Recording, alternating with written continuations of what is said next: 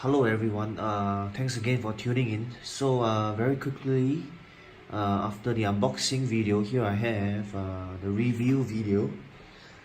So let's get on with it. Now let's take a look at the head sculpt first. Now just a quick note here. The eyes are actually luminous. So I think if you shine luminous light on it, there's some luminous effect. That's one thing about the eyes. And I don't know if you can see here clearly.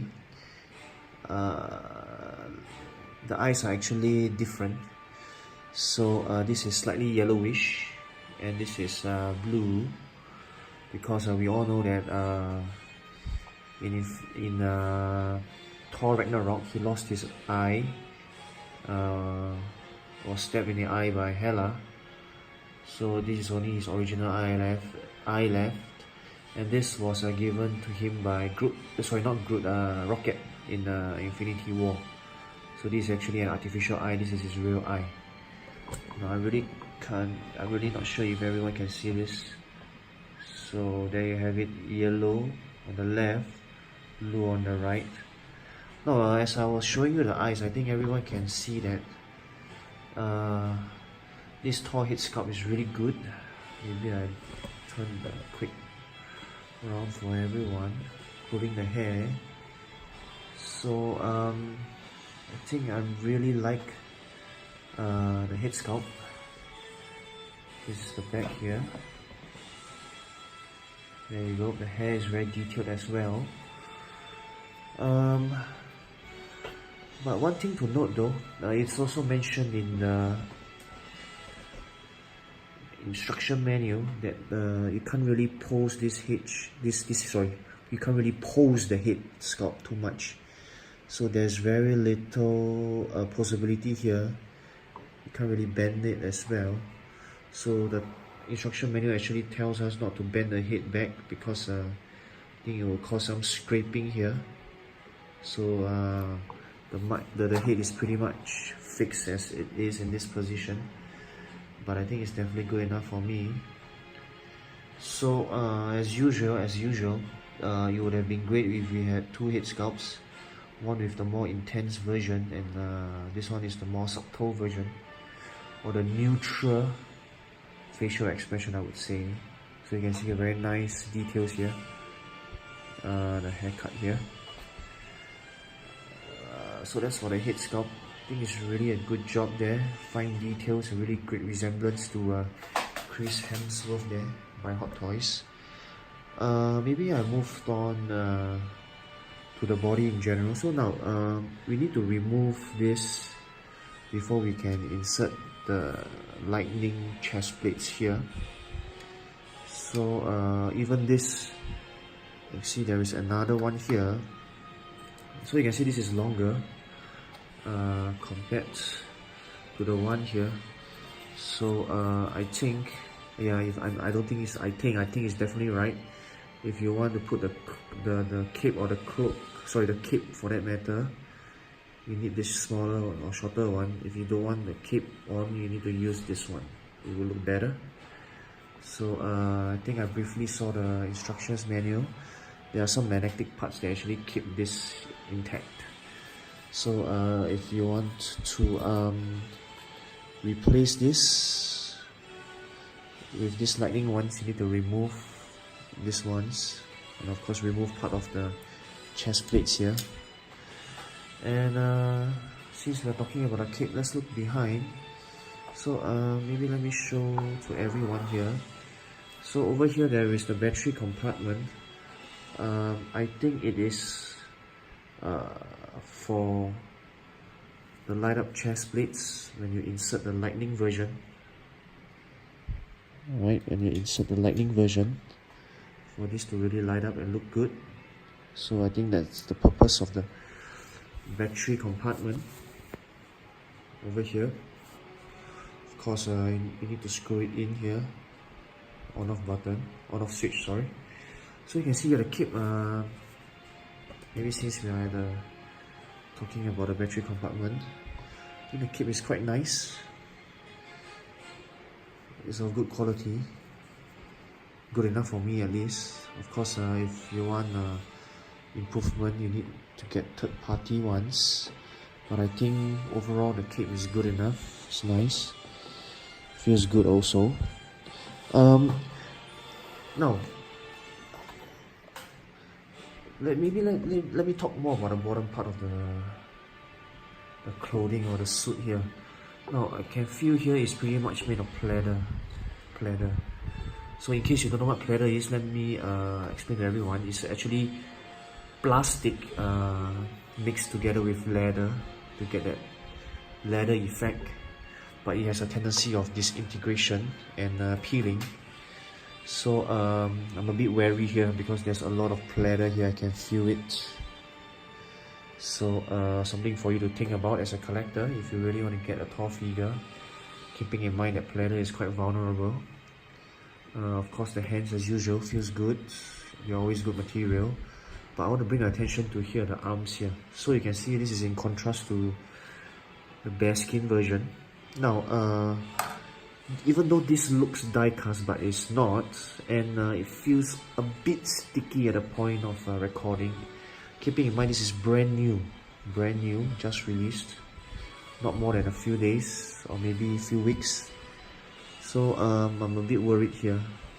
If it's sticky, a bit sticky here, what does it mean? Maybe it's melting? Of course, I actually hope not. This part here feels good. Alright, so that's for the main body. Of course, the stand. This is the very standard one. All the upcoming Avengers Infinity War figures will get this stand. I think it's quite nice, quite beautiful.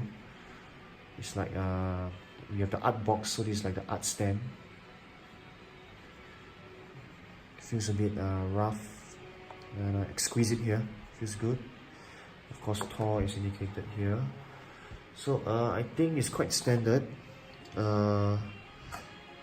These bare hands or bare arms feels good, and they also look good as well. Look at the detail, the muscles, the veins there, really characteristic of Thor.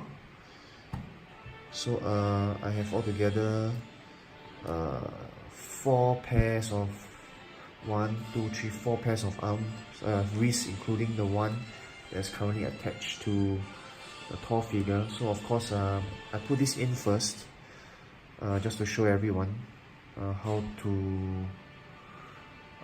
attach the Stormbreaker to the wrist. Of course, extra hand packs here. Now, as I was putting this in, I think everybody can see for yourselves. So these parts are narrower, but I don't think Thor was holding on to it that high.